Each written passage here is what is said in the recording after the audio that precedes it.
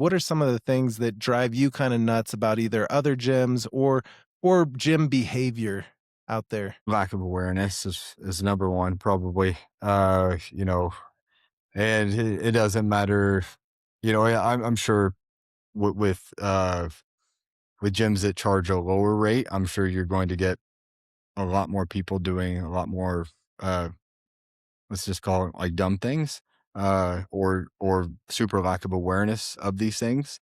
Uh, everything from in the bathroom, somebody washing their hands and just flicking their hands all over the mirror and all over the place and leaving just a mess of water in a place to, someone going into one of the saunas, like a hot stone sauna and pouring an entire bucket of water on it, right?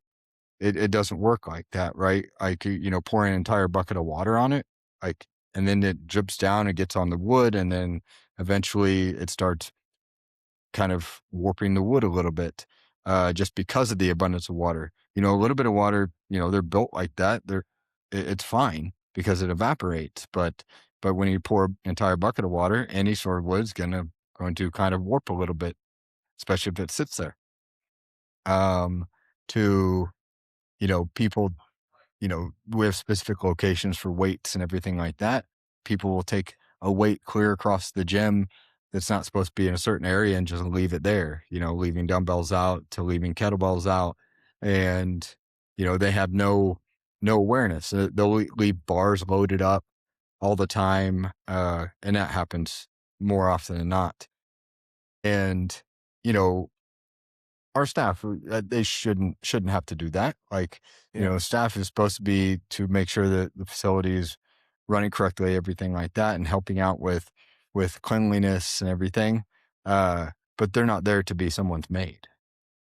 And so, things like that it aggravates me and aggravates a lot of people because then also you get customers that come in after that person that does those things and they get fed up with the gym because, you know, things aren't in their place. It's like, well, if we spent all of our time, putting people's stuff back, then like there's no there's no Yeah. model there for that.